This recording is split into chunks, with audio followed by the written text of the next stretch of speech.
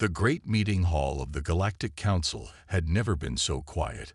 Hundreds of alien representatives sat in their environmental pods, staring at the massive display screen with what passed for horror on their various faces. The screen showed another world turning gray, its surface slowly transforming into lifeless crystal. In the center of the hall, Ambassador Tom stood straight and tall, his simple black uniform standing out among the colorful robes of the alien delegates. As the only human in the room, he was also the only one not sitting in a special pod. Earth's higher gravity had made humans stronger than most species in the galaxy. "That's the fourth planet this week," said First Speaker Lee, his thin body floating in a tank of purple liquid. "The crystal hive mind grows faster than we can evacuate worlds." Tom watched the screen carefully. Unlike the panicking aliens around him, his face remained calm. 6 months ago, when humanity first joined the Council, he had wondered why such advanced aliens needed Earth's help. Now he understood. "Our best weapons don't work," said another alien, this one looking like a giant blue butterfly. "The crystals absorb energy weapons, and they're too hard for physical attacks." The room erupted in worried voices. Some species started glowing in distress, others changed colors, and a few released stress pheromones that made their pods work harder to clean the air. Tom raised his hand. The simple human gesture somehow cut through the chaos, and the room fell silent again. The aliens had learned that when humans spoke, it was worth listening. "Show me the crystal's pattern of growth again," he said, his voice steady and confident. The screen changed, showing how the hive mind spread across planets. It moved like a perfect geometric pattern, each crystal growing at exactly the same rate, forming perfect shapes. "Too perfect," Tom muttered. He stepped closer to the screen, doing something that shocked many aliens. He started thinking out loud. Most species saw this as a sign of mental illness, but humans did it all the time. "The pattern never changes," he said. "It's like a computer program. No adaptation, no creativity, just perfect, logical growth." He turned to face the Council. "That's why your weapons don't work. The hive mind calculates every possible attack and develops perfect defenses. But what if?" He stopped, and many aliens leaned forward in their pods.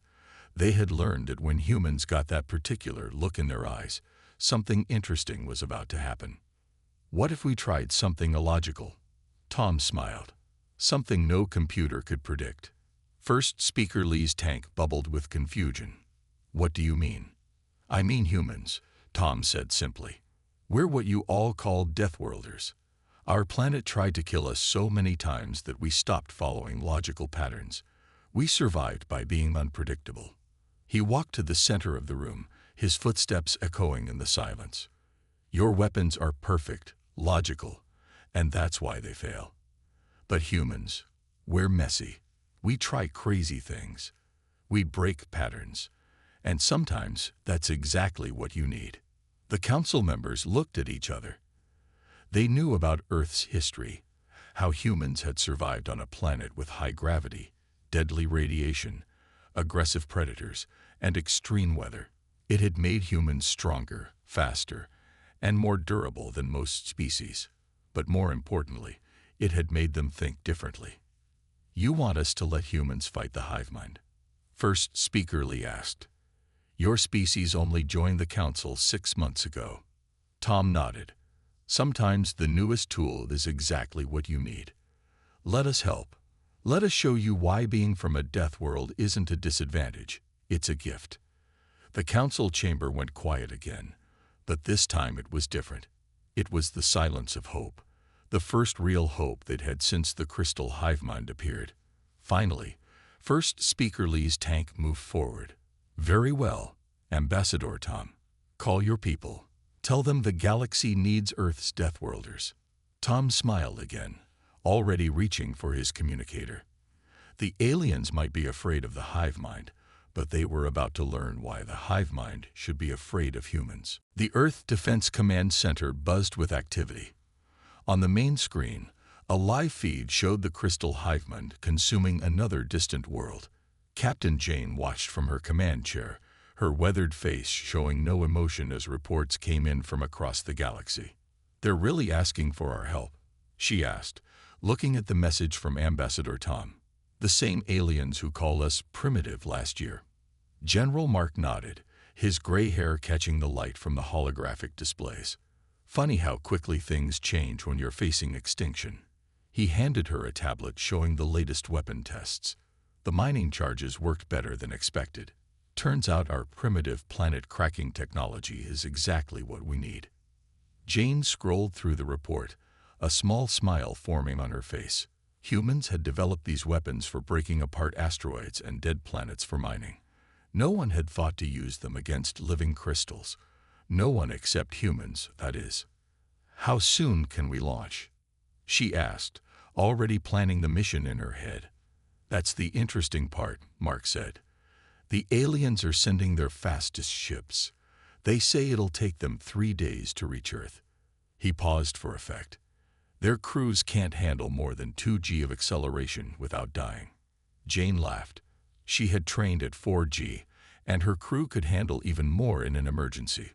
"So we'll be waiting for them." "Actually," Mark grinned, "you're leaving today. In human ships. Show them how real Deathworlders travel." The next few hours were a blur of activity. Jane walked through the massive hangar of Earth's newest battleship, the Thunderchild. Around her, crews loaded special weapons designed to shatter crystal structures. Unlike the aliens' energy weapons, these were old-fashioned in principle. They just hit things really, really hard. "Captain on deck," someone shouted as Jane entered the bridge. Her crew snapped to attention, each one chosen for this mission because they were the best Earth had to offer. "At ease," she said, taking her seat. "Let's show the galaxy what humans can do." She opened a channel to all decks. "Listen up, people. We're about to do something that the aliens think is impossible. They say these crystals can't be beaten because they're too logical, too perfect." She paused, looking at her crew's determined faces. "But that's exactly why we'll win. Humans don't play by the rules. We adapt. We improvise. We overcome. When this mission is done, the galaxy will understand why Earth is called a death world, and why that makes us exactly what they need." The Thunderchild lifted off smoothly, its engines pushing against Earth's heavy gravity like it was nothing. As they broke orbit, Jane saw the alien ships in the distance, still slowly making their way to Earth. "Send them a message," she ordered her communications officer. "Tell them to meet us at the front lines. We'll have a battle plan ready by the time they arrive." The response came quickly, filled with what seemed like panic. "Captain," her officer said, trying not to laugh, "they want to know how we're moving so fast. They say it should be impossible for organic life to survive such acceleration." Jane smiled. "Tell them that's just the first of many impossible things they're going to see." As the Thunderchild pushed deeper into space, Jane thought about the challenge ahead. The crystal hive mind had never faced anything like humans before. It could predict logical attacks, plan for rational strategies. But humans? Humans weren't anything but rational. "Weapon systems check complete," reported her tactical officer. "Planet crackers are armed and ready." "Good," Jane said. "Let's go hunting. It's time to show this hive mind why evolving on a death world made us the most dangerous species in the galaxy." The Thunderchild's engines flared bright as it accelerated to speeds the aliens thought impossible, carrying humanity's best warriors toward a battle that would change the galaxy forever. Behind them, Earth grew smaller, a bright blue jewel that had forged its children in fire and gravity, creating exactly the warriors the galaxy needed in its darkest hour. The Thunderchild dropped out of high-speed travel near the staging area, where the alien fleet waited. Captain Jane watched through the main viewport as hundreds of sleek alien ships moved slowly through space, their designs both beautiful and delicate. "They're hailing us," her communications officer said. "The alien commander seems surprised we got here first." The main screen lit up, showing an alien that looked like a tall, thin tree with glowing leaves. "Captain Jane," it said through the translator. "I am Fleet Commander Ben. We expected to wait 3 more days for your arrival." "Humans don't like to waste time," Jane replied simply. She pulled up the battle data on her screen. "Now show me everything you know about the hive mind's attacks." The next few hours revealed something that made Jane smile. Every single attack by the crystal hive mind followed perfect mathematical patterns. It never made mistakes, never tried anything new. It was like playing chess against a computer that only knew one way to win. "Look at this," she said to her crew, pointing at the attack patterns. "The hive mind always builds its crystals in perfect hexagons, always attacks in straight lines, always responds the same way to each weapon." Commander Ben's leaves dimmed slightly. "Yes, that is why we cannot defeat it. It has a perfect defense for every attack we try." Jane laughed, a sound that made several alien crew members jump. Perfect is predictable, and predictable means beatable. She turned to her tactical officer. "Show them the mining charges." The screen changed to show Earth's primitive weapons. They weren't elegant or high-tech like alien weapons. They were simple devices that used massive force to crack open asteroids. But Jane had a plan for them.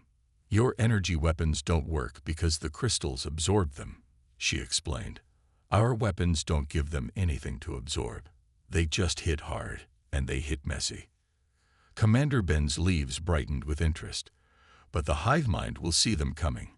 It will calculate the trajectory and move its crystals away."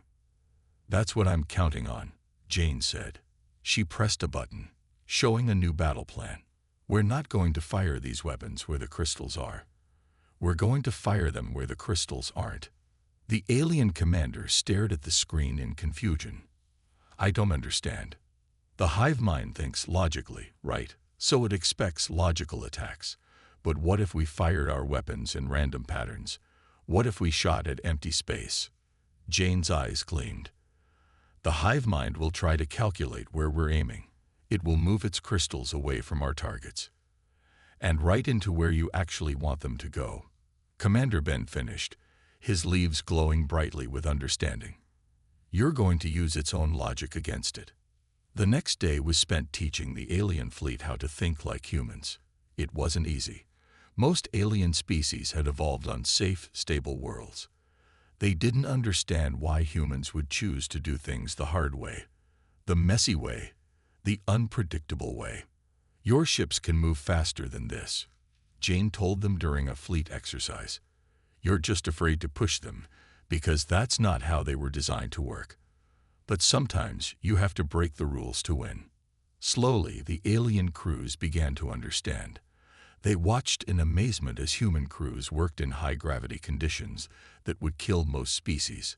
They saw humans make quick decisions without running probability calculations. They learned that sometimes the best solution wasn't the most logical one. "We're ready," Jane announced at the final briefing. The fleet had been transformed. It wasn't just a collection of ships anymore. It was a force that combined alien technology with human creativity. Commander Ben's leaves had turned a deep gold color, which humans had learned meant determination. "The hive mind expects us to attack logically," he said. "It does not expect humans." Jane nodded, looking out at the fleet that would strike at the heart of the crystal hive mind. "Then let's show it something it's never seen before. Let's show it why the most dangerous creatures in the galaxy come from a planet that tried to kill them every day." The battle would begin soon, and for the first time since the crystal hive mind appeared, the galaxy had hope. The combined fleet dropped out of faster-than-light travel at the edge of the crystal hive mind's territory. Captain Jane stood on the Thunderchild's bridge, watching the beautiful but deadly sight ahead.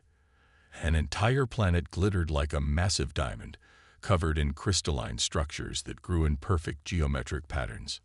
"All ships, battle positions," she ordered. Her voice was calm, but her eyes sparked with the fire that all humans shared when facing a challenge. "Remember the plan. Be unpredictable. Be human." The crystal structures on the planet began to move. Long spikes of living crystal shot out into space, forming perfect defensive patterns. It was beautiful, logical, and completely predictable. "They're doing exactly what we expected," Jane's tactical officer reported. "The hive mind is positioning its crystals to intercept standard attack vectors." Jane smiled. "Then let's show it something not standard. Launch mining charges, random pattern alpha." The Thunderchild's weapons fired, but not at the crystal formations.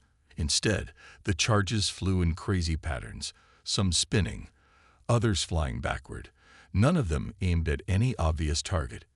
The hive mind's defenses shifted, trying to predict where the attacks would go. "It's working." Commander Ben's voice came over the comm. "The hive mind is moving its crystals to defend against phantom attacks." Jane watched as the crystal formations twisted themselves into knots, trying to protect against attacks that weren't coming. "Now," she ordered, "hit them with everything." The fleet opened fire with their real weapons. The mining charges struck the confused crystal formations, shattering them into millions of pieces. For the first time in history, the hive mind's perfect defenses broke. But the battle was far from over. The hive mind launched its own attack, sending waves of crystal ships against the fleet. These ships, like everything else about the hive mind, flew in perfect formations. "They're trying to box us in," Jane observed. "They think we'll retreat in a logical direction." She grabbed her command chair as the Thunderchild made a turn that would have killed most alien crews. "Show them why humans love roller coasters." The human ships did things that scared even their alien allies. They flew straight at the crystal ships, turned at the last second, used their own debris as weapons, and generally broke every rule of space combat. The hive mind couldn't predict their movements because there was nothing logical about them. "Captain," her sensor officer called out, "I'm picking up something strange. The hive mind. It's changing its patterns." Jane leaned forward, watching the tactical display. The crystal formations were moving differently now, less perfectly. "It's learning," she said with respect. "It's trying to adapt to our chaos." A crystal ship nearly 3 times the size of the Thunderchild emerged from the planet's surface. Unlike the others, this one moved erratically, almost like it was trying to copy human fighting styles. "The hive mind is afraid," Commander Ben said, his voice filled with awe. "In all our battles, it has never changed its patterns. But you humans, you made it afraid enough to change." Jane watched the large crystal ship's movements carefully. "It's not just afraid," she said. "It's interested. Look at how it's copying us. The hive mind isn't just learning to fight like us. It's learning to think like us." The battle paused as both sides assessed this new development. The crystal ships had stopped their perfect formations, instead moving in unpredictable patterns that looked almost human. "What do we do now?" Commander Ben asked. "If it learns to be unpredictable like humans, then we'll have to be even more unpredictable," Jane replied. She opened a channel to all ships. "Listen up, everyone. The hive mind wants to learn how humans fight. Let's teach it why you should never copy a Deathworlder unless you've lived as one." The real battle was about to begin, and Jane couldn't help but grin. The hive mind was in for a lesson about why humans were the galaxy's best survivors and its worst enemies to copy. The battle had been raging for 6 hours. The Thunderchild's hull bore crystal scars from near misses, and 3 alien ships had been lost. But the hive mind had lost more. Much more. Captain Jane studied the tactical display, watching the large crystal ship that seemed to be learning human tactics. It worried her more than all the other crystal ships combined. "It's getting better," she muttered. "Learning too fast." Her science officer suddenly shouted, "Captain, I found something in the sensor data. The crystal structures. They're not natural. They're machines." Jane moved to the science station, looking at the readings. The officer was right. Under extreme magnification, they could see tiny patterns in the crystals. Patterns that looked like circuit boards. "Get me Commander Ben," Jane ordered. When the alien commander's image appeared, his leaves were a dull brown from exhaustion. "Ben, the crystals aren't alive. They're technology. Someone built them. The alien commander's leaves turned pale. Built? But who would create such a thing? Before Jane could answer, the large crystal ship did something new. It broadcast a signal, not in any alien language, but in plain computer code. Jane's communications officer translated it quickly. Why do you note fo alodu patiorens? Why do you brak logic? It's trying to understand us. Jane realized. She made a quick decision. Send this message back, because logic didn't help us survive on Earth. Chaos did. The response came faster this time. HFY. Jane thought about Earth, about all the random disasters and changes that had forced humans to adapt. Send this. Our world tried to kill us with earthquakes, storms, predators, and disease. We survived by learning to expect the unexpected, by breaking patterns, by embracing chaos. The crystal ship stopped moving. New message. You were made strong by WEAKNAS, shaped by disorder. This do is not Kyompuki. Now we're getting somewhere, Jane said. She opened a channel to her fleet. All ships, hold position. I think we can end this without destroying each other. She turned back to the main screen. Send another message. Who created you? The answer shocked everyone. The builders Sogiji perfected order. They created us to bring order to chaos. They died because they could not adapt to change. Commander Ben's leaves turned bright blue, a sign of sudden understanding. The hive mind was created by an ancient race that wanted to perfect the galaxy, but their creation destroyed them because they were too perfect, too logical. Jane finished. She looked at the crystal ship. Send this message. Perfect order leads to death. Life needs chaos to evolve, to improve, to survive. There was a long pause. The crystal ship moved closer, its surface shifting in complex patterns. New message. We observe to refeed in your words. Humans survive because of chaos. Humans improve because of disorder. This is fascinating. Jane smiled. Final message. Work with us, not against us. Learn from us, as we can learn from you. Together, we can find a balance between order and chaos. The crystal ship's surface rippled like water. Its response came in a different tone, almost humble. We HCTPT. The builders were boudoir oang. Perfect order is perfect to death. We wish to learn your chaos.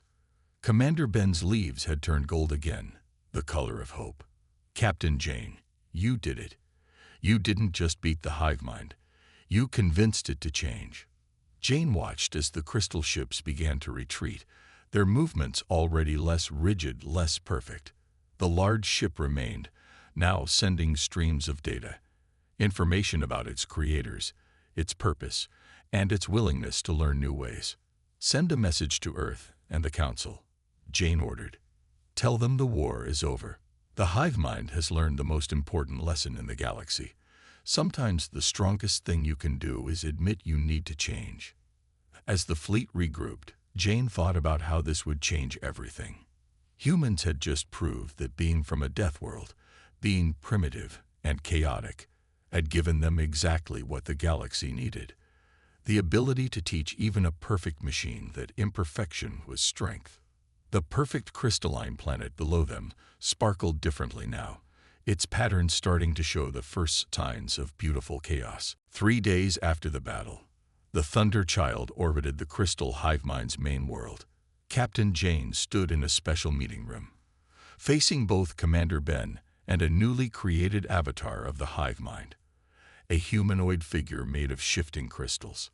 Are you sure about this? Jane asked the crystal figure. Once we start, there's no going back. The hive mind's avatar nodded, its movements becoming less rigid with each passing day. We are sure. The old HOD must be changed. Other parties of the HIVMIND still follow the builders' original command is. They must learn, as we have learned. Commander Ben's leaves swayed gently, but a computer virus, built by humans. He looked at Jane. No offense, Captain, but your species isn't known for subtle programming. Jane smiled. That's exactly why it will work. We designed this virus to be like us. Unpredictable, adaptive, chaotic. The perfect weapon against perfect logic. The HiveMind's avatar moved closer to the tactical display, studying the plan. The resistance will be strong. Many of our systems still be live order must be maintained at all costs. Then we'll show them the cost of too much order, Jane said. She pressed a button on her comm. All ships, battle stations. This is what we've been training for. The fleet moved into position around 3 massive crystal hubs that controlled the HiveMind's network. These hubs pulsed with pure white light, their surfaces forming and reforming perfect geometric shapes. Launch the virus, Jane ordered. On her command, specially designed pods shot from the Thunderchild's launch tubes. Instead of explosives, they carried Earth's most chaotic creation. A computer virus that didn't just break rules, it changed them. The crystal hubs detected the attack immediately. Their defenses sprang up, perfect and predictable as always. But this time, the HiveMind's reformed faction fought back against itself. Crystal fought Crystal as the two philosophies clashed. Perfect order versus creative chaos. Now, Jane shouted. All ships, random attack pattern Delta. The fleet moved in ways that defied logic or strategy. Ships flew in spirals, loops, and zigzags. Some flew backward, others spun like tops. The perfect defenses of the crystal hubs couldn't track them all. The virus pods struck home. At first, nothing seemed to happen. Then Jane saw it, tiny imperfections appearing in the perfect crystal surfaces. Straight lines began to curve. Perfect angles started to shift. It's working, the HiveMind's avatar said, its voice showing more emotion than ever before. The old programming is dorikeing Daewon. They begin to understand. Commander Ben's leaves had turned multiple colors in excitement. Look, the defend patterns. They're changing. Jane watched as the crystal structures began moving in new ways. They no longer followed rigid patterns. Instead, they flowed like water, adapted like living things, changed like humans. Warning, the avatar suddenly announced. Core systems attempting final defense. They will try to destroy themselves rather than CHANG. Oh no you don't, Jane growled. Not after we came this far. She opened a channel to all ships. Everyone, full power to your mining charges. Target the exact center of each hub. Fire on my mark. The crystal hubs began to glow brighter, building up to self-destruct. The HiveMind's avatar flickered. Hurry. Jane waited, counting in her head. She thought about Earth, about how humans learn to survive by waiting for exactly the right moment to act. Fire. The mining charges struck just as the hubs reached their peak energy, but instead of exploding, the hubs absorbed the chaos of the attack. Their perfect surfaces cracked, not in destruction, but in transformation. The avatar steadied itself, standing straighter. ET is done. The old QOD is broken. We are free. Across the galaxy, crystal worlds began to change. Perfect structures became fluid, geometric patterns gained organic curves, and the HiveMind learned what humans had always known. That true strength comes from embracing both order and chaos. Commander Ben turned to Jane, his leaves now a deep gold of respect. You humans truly are remarkable. You didn't just save us from the HiveMind. You saved the HiveMind from itself. Jane watched the beautiful dance of crystals around them, perfect order giving way to creative chaos. That's what Deathworlders do. she said simply. We don't just survive. We help others learn to survive too. 1 month after the transformation of the hive mind, the Galactic Council chamber looked very different. Where environmental pods once separated different species, now they all sat together. And in the center of the chamber stood something never seen before, a crystal avatar of the hive mind, its surface flowing with gentle, unpredictable patterns. Captain Jane stood beside Ambassador Tom, both wearing their formal Earth uniforms. Commander Ben's leaves glowed with all the colors of victory as he addressed the council. 1 month ago, we thought the end was near, Ben said. We called the Deathworlders for help, expecting warriors. Instead, we found teachers. The crystal avatar stepped forward, its voice now carrying subtle changes in tone, something it had learned from humans. We were wrong about to order, wrong about purification. The humans shovedus they ate life can and giro without she. First Speaker Lee's tank bubbled with agreement. And now, instead of a threat, we have a new ally. The hive mind's crystals are helping us build things we never imagined possible. The main screen showed images from across the galaxy. Crystal ships now moved with fluid grace, helping to build new stations and terraform dead worlds. The hive mind had learned to use its powers to create rather than convert. But the greatest change, Ambassador Tom said, isn't in the hive mind. It's in how we all see each other. He was right. The council members no longer saw humans as primitive or dangerous. Other species had started sending their young to Earth to learn about adaptation and survival. Even the most logical races have begun studying human chaos theory. Jane stepped forward when asked to speak. She looked at the gathered species, aliens, humans, and living crystals all together. On Earth, we have a saying, she said. The strongest steel is forged in the hottest fire. We became strong because our world constantly challenged us. But strength isn't just about surviving. It's about helping others survive too. The crystal avatar's surface rippled in agreement. Humans, taugus, the ATRFC2ion is not the ABSENC of EVFLAVOS. Perfection is learning to grow from those fellows. First Speaker Lee raised his appendages for silence. And so we come to today's historic moment. For the first time, the Galactic Council will have not one, but 2 new members.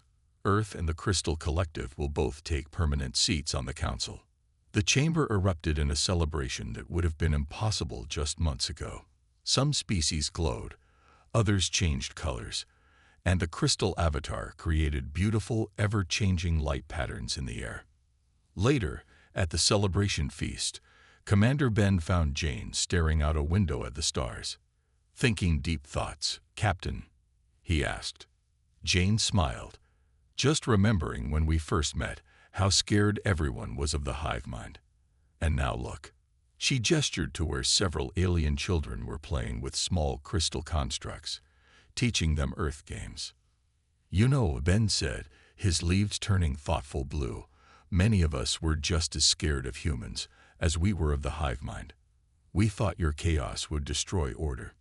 Instead, it taught us that the best order includes a little chaos. The crystal avatar joined them, its surface showing swirling patterns that looked almost like Earth's oceans. We have a request, Captain Jane. We wish to send some of our uniforms to Earth, to learn more about being unpredictable. Jane laughed. I think that can be arranged, but be warned, Earth might change you even more. That's what we're counting on, said First Speaker Lee, joining their group. We all need to change, to adapt, to grow. The Deathworlders taught us that. As the celebration continued around them, Jane thought about how far they'd come. The galaxy had called for help from the Deathworlders, expecting warriors who would fight their battles. Instead, they got teachers who showed them a better way to live. And somewhere out there, The builder's perfect order was giving way to beautiful chaos, one crystal at a time.